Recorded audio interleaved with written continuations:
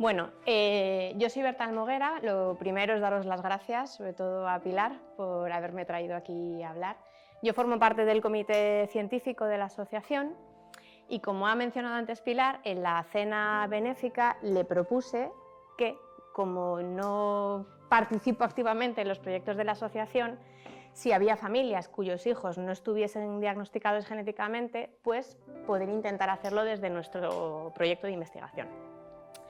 Yo soy adjunta en el servicio de genética, soy genetista molecular en la Fundación Jiménez Díaz y bueno, ahora os voy a contar un poco lo que hacemos y sobre todo os quiero ilustrar un poco de cuál es el proceso de estudio genético en los pacientes que tienen una alta sospecha de tener una enfermedad neurológica rara debida a una causa genética monogénica y qué os puedo proponer yo hacer con estos niños que todavía siguen sin un diagnóstico genético, ¿vale?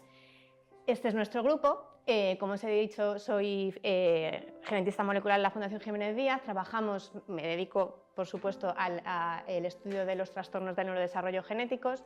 Trabajamos muy de la mano con el servicio de neuropediatría del hospital, ¿vale? Y esto que os pongo aquí no es propaganda de nuestro servicio de la Fundación Jiménez Díaz, estos números son un poco la indicación, el indicativo de la experiencia que tenemos en el diagnóstico y en el estudio de estos niños.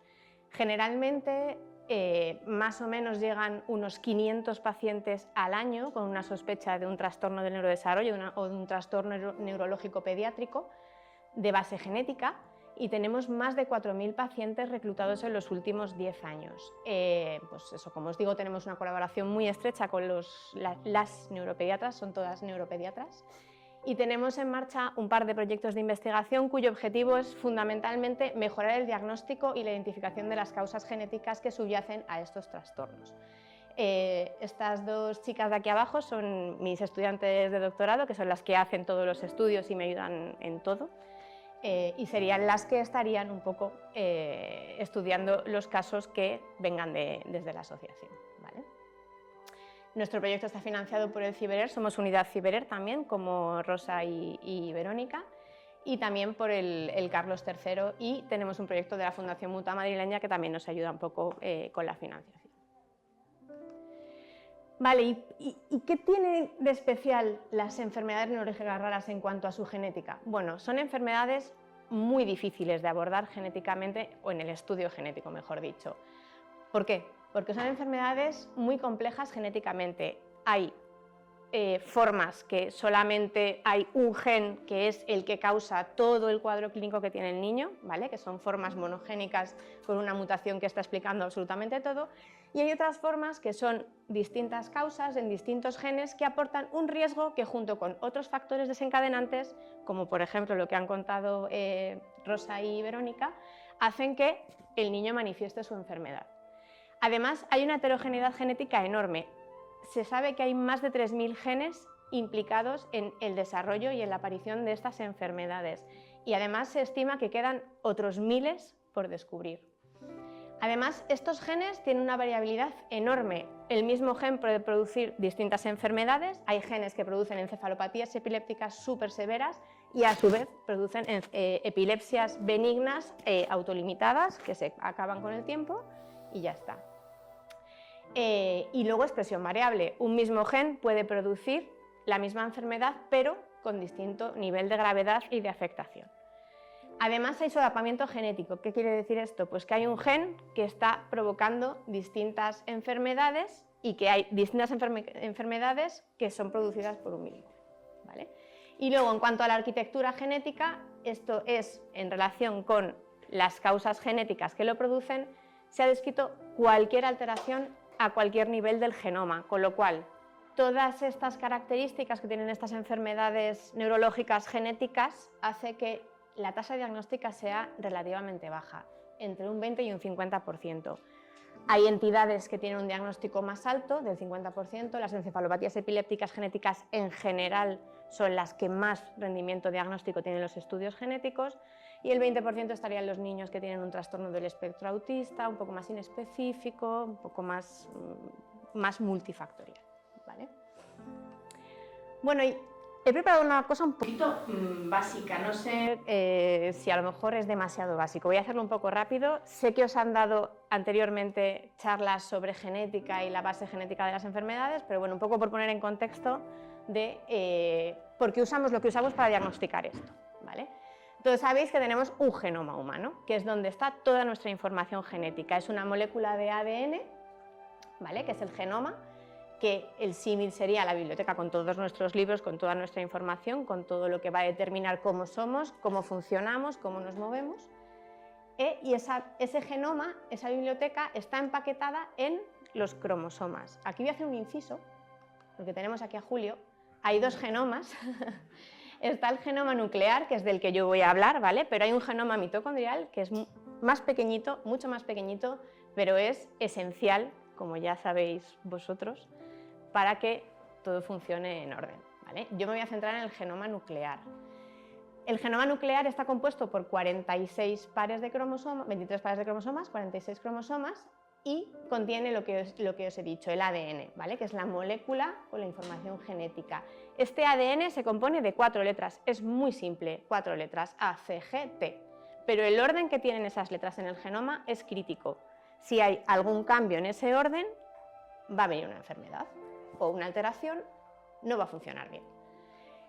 En ese ADN tenemos embebidos una serie de regiones que son las unidades básicas de la información genética, que son los genes. Tienen un principio y un fin y todos tienen una función asignada, ¿vale?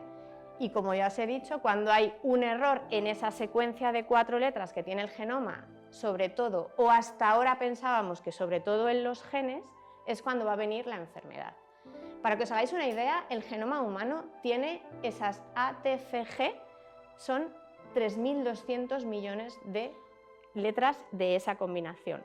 Y un cambio, solo un cambio en este genoma de 3.200 millones de letras puede producir una enfermedad genética grave.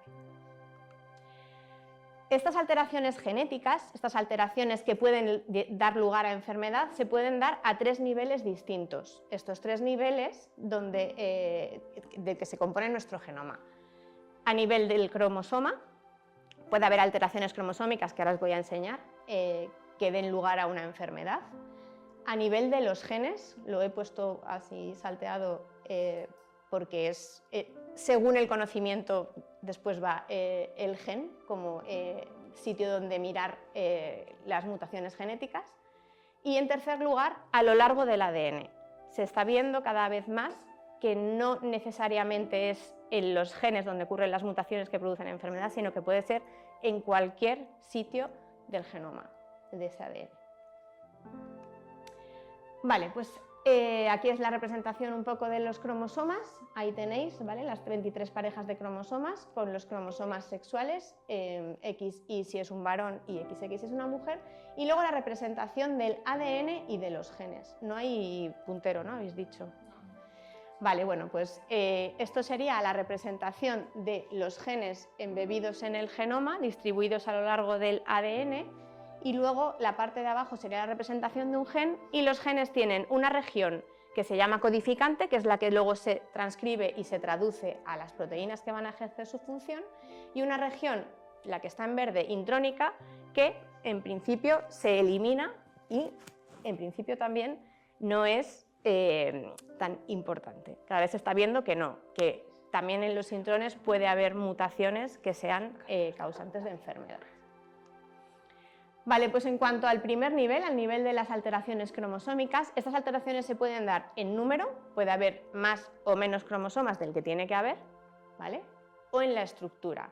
¿Qué puede pasar en la estructura? Pues que haya una deleción, que falte un trozo de cromosoma. Entonces, si falta un trozo de cromosoma, van a faltar genes, van a faltar factores de transcripción, van a faltar elementos que hacen que no funcione bien el genoma en su conjunto y de una patología. Puede haber deleción, pero también puede haber duplicación, que un trozo del cromosoma se repita y puede estar contiguo a él o puede estar en otro sitio del genoma, pero la región está duplicada o multiplicada, puede ser 2 o 3 o n veces. Puede estar invertida, un fragmento que tiene que ir en este sentido se da la vuelta y entonces ya el sentido cambia y ya esa secuencia de letras que tenía que estar conservada y ser igual ya no lo está y puede producirse una patología. O puede haber una translocación, que es que un trozo de un cromosoma se va a otro y el otro, o sea, dos trozos de cromosomas se intercambian entre dos cromosomas, ¿vale? Y ocurre exactamente lo mismo. ¿Cómo se estudian estas alteraciones? Bueno, se estudian con un cariotipo, que supongo que todos habéis oído hablar de esta técnica de estudio, y también se pueden estudiar con un array CGH. No me voy a meter en ninguna de las dos técnicas, ¿vale? Simplemente os he traído algún ejemplo para que veáis ejemplos que tenemos nosotros de alteraciones cromosómicas con pacientes que tienen discapacidad intelectual y epilepsia. Ahí tenéis un par de ejemplos de del mismo síndrome de duplicación. Es un síndrome de duplicación de una región del cromosoma 15 y si veis en la primera de las imágenes, esa duplicación es por un cromosoma extra que tiene el paciente con esa región, mientras que en el siguiente paciente, en este, lo que tiene es ese trozo multiplicado al lado, duplicado en ese mismo cromosoma 15, ¿vale? Va a dar el mismo fenotipo, pero la causa genética, la causa cromosómica es distinta. Tenemos un paciente aquí también que vino a diagnosticarse a nuestro laboratorio y le encontramos que tenía 4 copias del cromosoma X, ¿vale? En vez de la única que tenía que tener, porque es un varón, tenía 3 cromosomas más, ¿vale? Y en el último ejemplo es un paciente que tiene un anillo en el cromosoma 21, o sea, uno de los 2 cromosomas 21 se ha cerrado y es circular. Entonces hay un trozo que se ha delecionado y tiene también una epilepsia refractaria con discapacidad intelectual, ¿vale? Esto no es exactamente un ejemplo de array CGH, es más bien un ejemplo de una deleción de un gen concreto, pero bueno, quería que vierais también que hay otras técnicas para ver estas deleciones. Esa deleción sería una deleción responsable del síndrome de Rett, ¿vale? Que es una encefalopatía, bueno, es una discapacidad intelectual con epilepsia frecuente en mujeres. Y aquí tenéis un ejemplo de un array CGH en el que aquí, en esta línea, es la dosis de 2 copias de cromosoma y veis aquí que una de las 2 copias se ha delecionado, ¿vale? Y es una deleción del cromosoma 17, ¿vale? Es un síndrome de Smith-Magenis. Vale, pues estas alteraciones cromosómicas pueden explicar, dependiendo de la patología, hasta un 20% de los casos. La realidad es que es un poquito, al menos en nuestra experiencia, es un poquito menos, entre un 5 y un 10, ¿vale? Pues el siguiente nivel sería a nivel de genes, a nivel de secuencia de ADN, ¿vale? Tanto a nivel de los genes como a nivel de las regiones intergénicas del ADN. De forma muy simple, que sepáis que los genes, para poder ejercer su función, tienen que primero convertirse en una molécula intermedia, que es el ARN mensajero, y esa molécula intermedia se va a convertir en su producto final, que son las proteínas. Estas proteínas, su contenido en aminoácidos, que es la unidad fundamental de las proteínas, viene determinada por esa secuencia de 4 letras que tenemos en el ADN de partida. Existe un código genético en el que cada 3 letras significa que se va a traducir en un aminoácido concreto. Pues a ver, por ejemplo, aquí la CCA se traduce a prolina, la AAC a asparragina y así con todas las combinaciones de 3 letras. ¿Vale? Existen 20 aminoácidos que son los que componen las proteínas y hay 3 combinaciones de 3 letras que se llaman codones que van a decidir qué es el final de la síntesis de la proteína y se termina. Ahí se para y ya no sigue más, ¿vale? ¿Qué ocurre? Que cuando hay una alteración en la secuencia de este ADN, esa proteína no se va a formar normalmente. Hay distintos escenarios, pero así un poco para que veáis 2 ejemplos de los más comunes, tendríamos que, por ejemplo, en este sitio ha ocurrido un cambio de A por una C, si en la secuencia normal tenía que haber una A, ha mutado a una C, y entonces en vez de traducirse a un aminoácido tirosina, se traduce a un aminoácido serina, y la proteína, aunque no se para, se forma igual, pero no tiene la conformación que tiene que tener inicialmente, porque ese no es el aminoácido que tendría que estar ahí, y es una proteína no funcional o que funciona peor que la proteína silvestre. Y en este caso, os he dicho que hay 3 codones que producen una parada de la síntesis de las proteínas. En este caso, el cambio de una C a una G daría ese codón de parada, ese codón de decir hasta aquí se sintetiza la proteína, y la proteína, como veis, se para y es tan corta como la secuencia que ha podido traducir. Vale, para poneros en contexto tenemos 20.000 genes, o sea, nuestro genoma se estima que hay al menos 20.000 genes, de los cuales se sabe que hay 6.000, al menos, asociados a enfermedad. Bueno, pues en las enfermedades de neurodesarrollo hay más de 3.000 genes descritos asociados. Y además cada año salen nuevos genes y nuevas asociaciones con genes ya descritos. Es inabordable, o sea, es inmenso la implicación de los genes en neurodesarrollo. ¿Cómo abordamos esto? Pues con una técnica que se llama secuenciación masiva, que supongo que también estaréis familiarizados.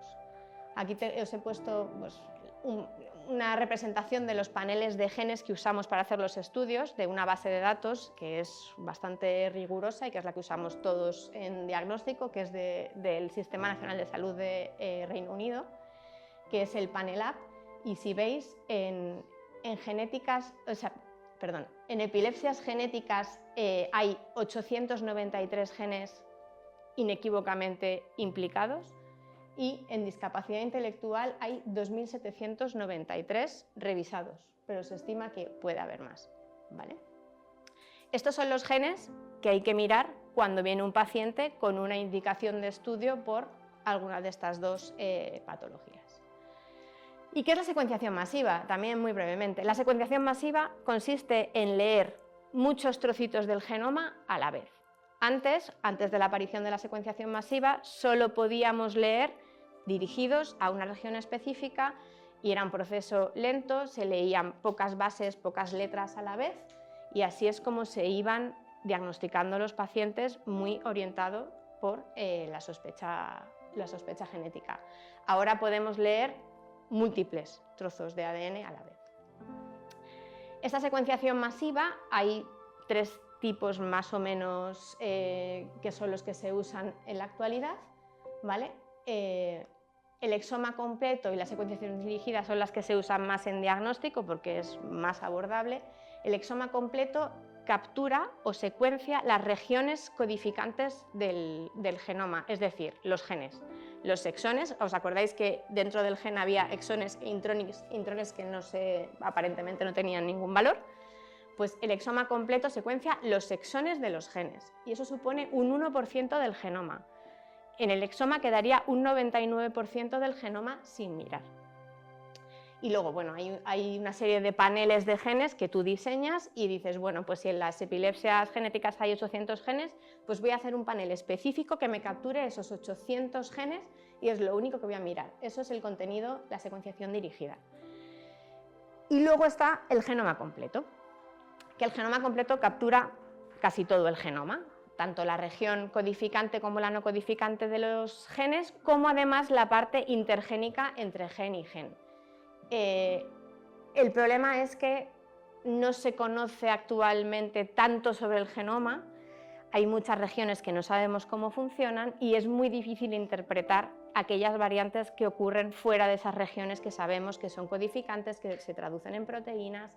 Entonces eso está todavía un poco relegado a los proyectos de investigación, un poco en el contexto de investigación más que diagnóstico, aunque cada vez más está empezando a implementarse en la clínica. ¿Vale? Bueno, ¿y qué hacemos nosotros en nuestro servicio? Que es, yo imagino, lo que hacen en todos los departamentos de genética. Y es, de hecho, hace poco salieron las guías de la Asociación Americana de Pediatría que recomendaba que todos los niños que tuviesen un trastorno del neurodesarrollo, una enfermedad neurológica, tenían que ser estudiados por secuenciación masiva, exoma o genoma, como primer paso de estudio. O sea que cada vez más esto se irá incorporando a la práctica clínica. Cuando viene un paciente con una sospecha de una enfermedad neurológica de base genética, lo que se le hace, el orden de las pruebas cambia en función del departamento y del centro, pero nosotros le hacemos un estudio de NGS.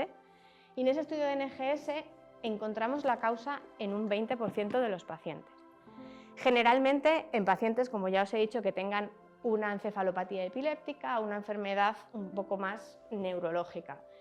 El resto de los casos, los pacientes con discapacidad intelectual más leve, más inespecífica, con trastorno del espectro autista, son los que más se quedan sin caracterizar genéticamente. Pero claro, ¿y luego qué hacemos? Porque después del exoma, que es lo que mira más regiones del ADN, pues no tenemos mucho más por dónde tirar.